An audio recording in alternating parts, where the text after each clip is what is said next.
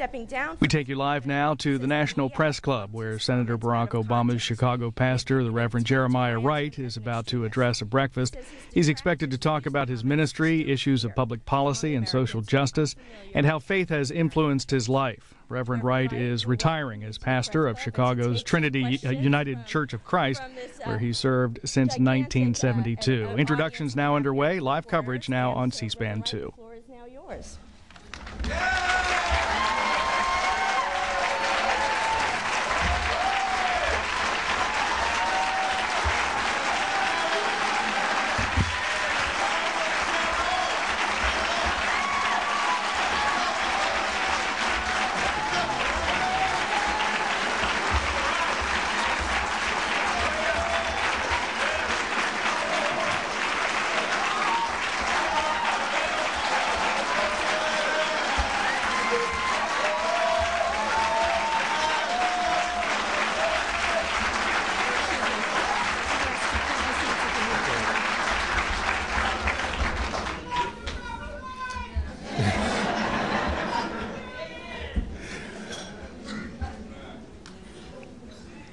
Over the next few days, prominent scholars of the African American religious tradition from several different disciplines, theologians, church historians, ethicists, professors of Hebrew Bible, homiletics, hermeneutics, and historians of religions, those scholars will join in with sociologists, political analysts, local church pastors, and denominational officials to examine the African American religious experience and its historical, theological, and political context.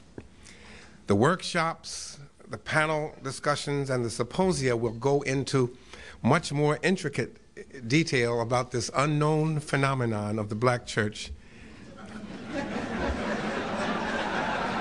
than I have time to go into in the few moments that we have to share together. And I would invite you to spend the next 2 days getting to know just a little bit about a religious tradition that is as old as, and in some instances, older than this country. And this is a country which houses this religious tradition that we all love, and a country that some of us have served. It is a tradition that is in some ways like Ralph Ellison's The Invisible Man.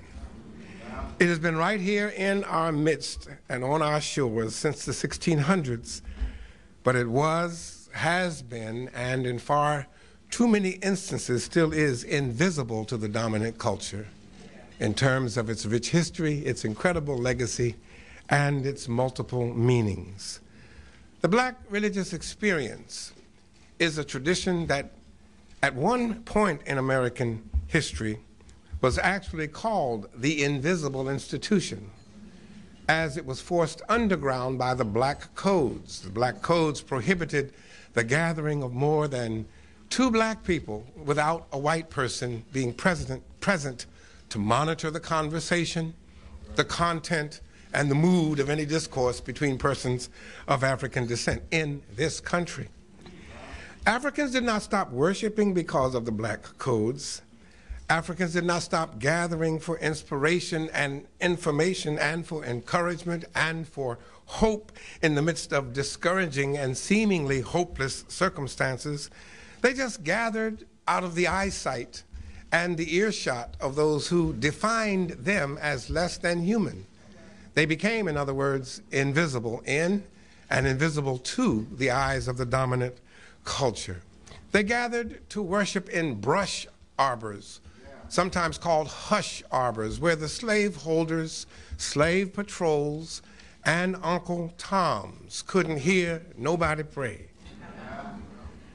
From the 1700s in North America, with the founding of the first legally recognized independent black congregations, through the end of the Civil War and the passing of the 13th and 14th Amendments to the Constitution of the United States of America, the black religious experience was informed by, enriched by, expanded by, challenged by, shaped by, and influenced by the influx of Africans from the other two Americas and the Africans brought into this country from the Caribbean, plus the Africans who were called fresh blacks by the slave traders, those Africans who had not been through the seasoning process of the Middle Passage in the Caribbean colonies, those Africans on the seacoast islands off of Georgia and South Carolina, the Gola, we say in English, Gullah, those of us in the black community say Geechee.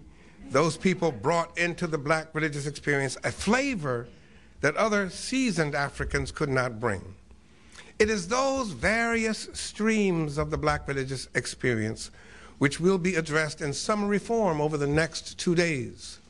Streams which require full courses at the university and graduate school level and cannot be fully addressed in a 2-day symposium, and streams which tragically remain invisible in a dominant culture which knows nothing about those whom Langston Hughes calls the darker brother and sister. It is all of those streams that make up this multi-layered and rich tapestry of the black religious experience, and I stand before you to open up this 2-day symposium with the hope that this most recent attack on the black church, it is not an attack on Jeremiah Wright, it is an attack on the black church.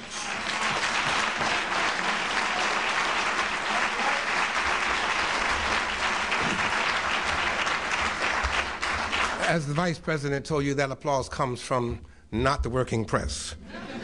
The most recent attack on the black church, it is our hope that this just might mean that the reality of the African American church will no longer be invisible. Maybe now, as an honest dialogue about race in this country begins, a dialogue called for by Senator Obama, and a dialogue to begin in the United Church of Christ among 5,700 congregations in just a few weeks. Maybe now, as that dialogue begins, the religious tradition that has kept hope alive for people struggling to survive in countless hopeless situations, maybe that religious tradition will be understood, celebrated, and even embraced by a nation that seems not to have noticed why 11 o'clock on Sunday morning has been called the most segregated hour in America. We have known since 1787 that it is the most segregated hour. Maybe now we can begin to understand why it is the most segregated hour. And maybe now we can begin to take steps to move the black religious tradition from the status of invisible to the status of invaluable.